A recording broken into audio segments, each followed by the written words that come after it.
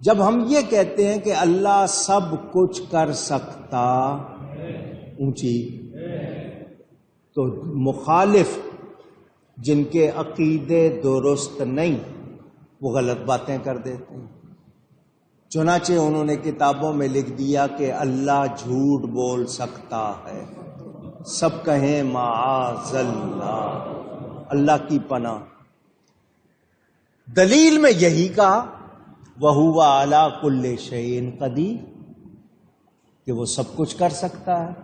تو جب سب کچھ کر سکتا ہے تو اگر کہو گے تو جھوٹ نہیں کر سکتا تو ایک چیز کم ہو گئی، پھر سب کچھ تو نہیں ہوا۔ آگے سے وہ یہ دلیل دیتے ہیں شیئن شاء یشاء، معنی کیا ہے؟ جو چاہے کر سکتا ہے۔ معنی کیا ہوا؟ ایک بار سب کہہ دیں، یہ یاد رکھنا، جو چاہے اللہ کر سکتا ہے۔ اگر برائی کا خیال لاؤ گے تو اللہ اس کو چاہتا نہیں، ہر بری چیز، غلط چیز اللہ چاہتا نہیں۔ اللہ عاجزی کر سکتا ہے؟ پوچھ رہا ہوں، اونچی نہیں، جو چاہتا ہے وہ کر سکتا ہے۔ تو عیب کی، کمزوری کی، غلط چیز کے نسبت اللہ کی طرف کرنا یہ کفر ہے۔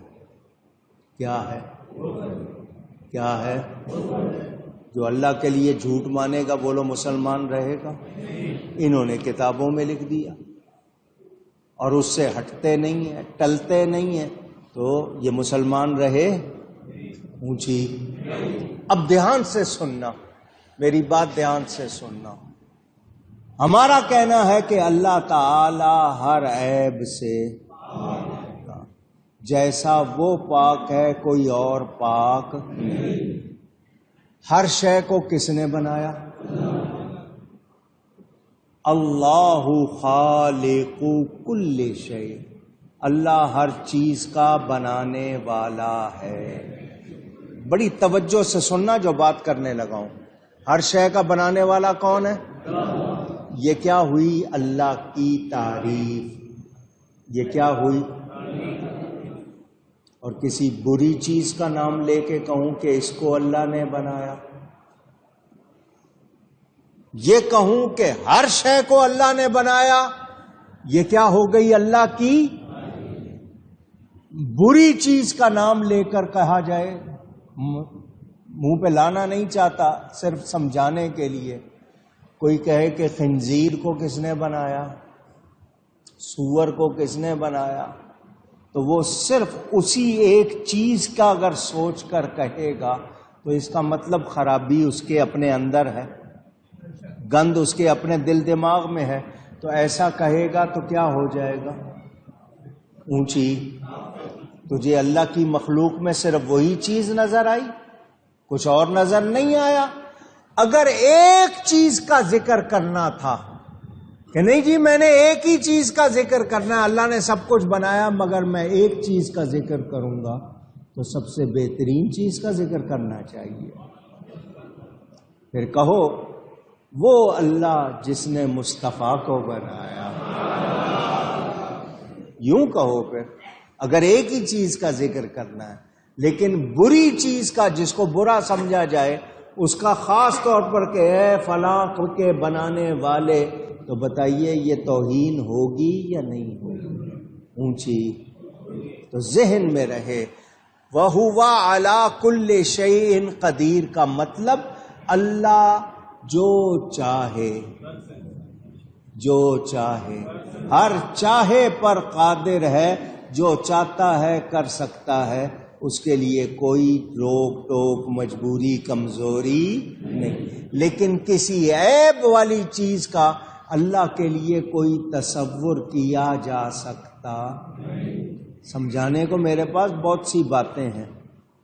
پیشاب کسی کپڑے پر لگ جائے، وہ کپڑا دھو لیں تو پاک ہو جائے گا یا نہیں؟ اور پیشاب کو دھوئیں تو خود پیشاب کو 10 مرتبہ دھو لو پاک ہو جائے گا؟ اونچی۔ ان لوگوں کی سمجھ میں آتی نہیں ہے یہ بات، یہ کیسی باتیں کرتے ہیں. مجھے تو حیرانی ہوتی ہے کہ اتنی جسارت اللہ کے لیے عیب ماننا. کہتے ہیں جو کچھ بندے کی قدرت میں ہے وہ اللہ کی قدرت میں، تو کل کلاں کو یہ کہو گے معاذ اللہ اللہ یہ بھی کر سکتا ہے وہ بھی کر سکتا ہے. جو کچھ مقدور العبد وہ بمقدور اللہ، میں نے اپنی کتاب سفید و سیاہ میں اس کا جواب لکھا ہے. تو یہ ایسی باتیں کرنے والے جو، اور یہاں تک فتویٰ دینے والے نے کہہ دیا کہ اللہ نے جھوٹ بولا ہے، تو بتائیے کیا مسلمان رہا؟ معاذ اللہ ثم معاذ اللہ.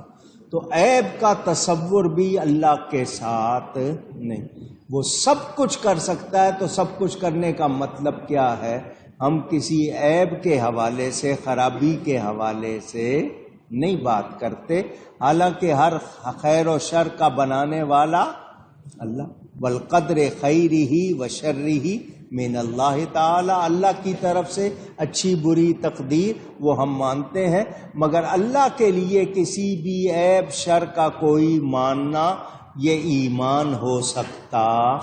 کوئی شے اس کی قدرت سے باہر نہیں، تو کیا مطلب ہے کہ اس کی قدرت تو ہے مگر کسی عیب کا سوچنا اس کے لیے درست اونچی.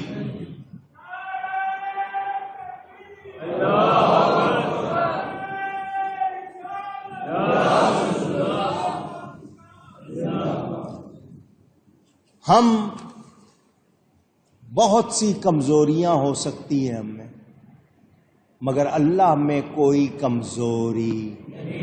یہ بیان جاری ہے، میری نظر اچانک گھڑی پہ چلی گئی، ورنہ پتہ نہیں بیان کرتا رہتا. رمضان میں آپ کا ٹائم زیادہ لیا، لیکن اب کوشش کرنی ہے کہ وقت پر جمعہ ہو. باقی انشاءاللہ آئندہ میرا رب پاک ہے، سبحان اللہ. گفتگو میں مجھ سے کہیں کوئی غلطی ہوئی ہو، کوتاہی ہوئی ہو، اللہ تعالیٰ اور اس کے رسول صلی اللہ علیہ وسلم کی بارگاہ میں توبہ کرتا ہوں. وآخر دعوانا ان الحمد للہ رب العالمین. میں نے جمعۃ الوداع میں بھی اور عید میں بھی آپ کو یہ بات بتائی تھی، پاکستان کی سپریم کورٹ ختم نبوت کے خلاف جو اس وقت کردار ادا کر رہی ہے، ہمیں اس کے سامنے دیوار بننا ہے. کیا کہنا چاہتے ہیں وہ کہتے ہیں کہ غیر مسلموں کو، عیسائیوں کو، سکھوں کو، ہندوؤں کو آزادی ہے، تو قادیانی غیر مسلم ہیں تو ان کو بھی آزادی ہو. ہمارا کہنا یہ ہے، سکھ اپنے گردوارے میں قرآن نہیں پڑھاتا، اسلام کا نام لے کے کوئی بات نہیں. عیسائی اپنے چرچ میں اسلام کا نام لے کے بات نہیں کرتا. یہودی سیناگوگ میں اپنی عبادت گاہ میں اسلام کا نام لے کر بات، وہ غیر مسلم ہے وہ اپنی بات کرتے ہیں. یہ قادیانی غیر مسلم ہے مگر یہ اسلام کا نام لے کر غلط بات کرتے ہیں. قرآن کی آیتیں ان کا ترجمہ بدلتے ہیں اور چاہتے ہیں کہ اس کی ان کو آزادی دی جائے. تو کیا دی جائے گی؟ دی جا سکتی ہے.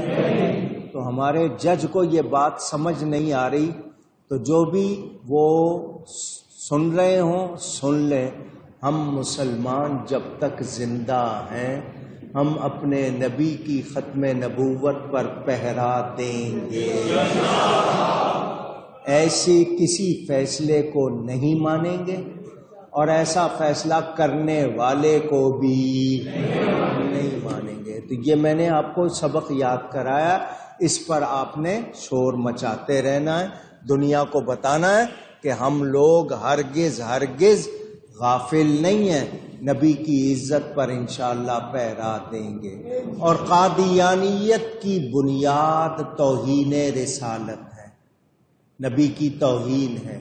ان کو آزادی دینے کا مطلب نبی کی توہین کی اجازت دینا، تو یہ کام کوئی مسلمان کر سکتا؟ جو تفسیر وہ کہیں گے وہ قرآن کی تفسیر کا نام لیں گے، وہ اسلام کی ہے، تو جب وہ مسلمان نہیں ہے تو ان کو پڑھانے کی اجازت کیسے دی جائے؟ ان کا کیا تعلق اس سے؟ اور اس کی باقی کتابیں وہ نبی کی توہین سے، خود وہ تفسیر نبی کی توہین سے بھری ہوئی ہے، پھر اس کا کیا حکم ہوگا؟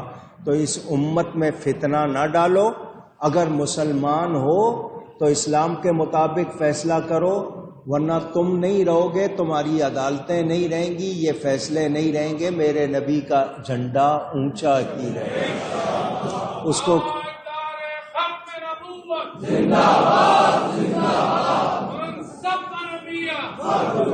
تو ہمیں جو بھی کر سکتے ہیں، آواز لگانی ہے آواز لگائیں، فیس بک پہ لگائیں، واٹس ایپ پہ لگائیں، بھر دیں اور ان کو بتا دیں کہ ہمیں نبی کی توہین کسی طرح گوارا، قرآن و سنت کے خلاف کوئی فیصلہ کسی طرح گوارا، ہم ایسی عدالت کو بھی مسترد کرتے ہیں، اس کے ایسے فیصلے کو بھی مسترد کرتے ہیں۔ یہ بھی آپ نے یاد رکھا۔ دوسری بات فلسطین کے حوالے سے، کل کسی نے ایک پوسٹ لگائی تھی، رونا آ گیا پڑھ کے۔ اس نے کہا تم اپنے بچوں کو چوڑیاں پہنا رہے ہو، ہم اپنے بچوں کے ہاتھ ڈھونڈ رہے ہیں۔ سوچو، وہ بھی تو انسان ہے۔ کیا حال ہے ہمارا؟ ہم کتنے پیسے اڑا رہے ہیں۔ صرف عید کے 2 دنوں میں 2-2.5 ارب روپے کا صرف کراچی میں کھانا کھایا گیا، ہزاروں روپے کا بل منظور، اس میں سے چند پیسے وہاں بھجواتے، ان لوگوں کے لیے کچھ سامان بھجواتے، ہم اس کی پرواہ نہیں کر رہے۔ اللہ ہم سب کو ہدایت عطا فرمائے۔ یا اللہ تجھے واسطہ تیرے نبی کا، فلسطینیوں کی مدد فرما، ان کی مدد فرما۔ ہم کمزور ہیں، ہمارے پاس وسائل نہیں، لیکن تجھے کوئی کمزوری نہیں ہے۔ الہی پانسا پلٹ دے اور کہ فلسطینیوں کو آزادی دے دے، قبلہ اول کی حفاظت ہو جائے۔ آپ لوگوں میں سے جتنے لوگوں نے ماہ رمضان میں مسجد سے، مدرسے سے تعاون کیا، مسجد کی رونق رکھی، سب کا شکریہ، اللہ سب کو جزائے خیر عطا فرمائے۔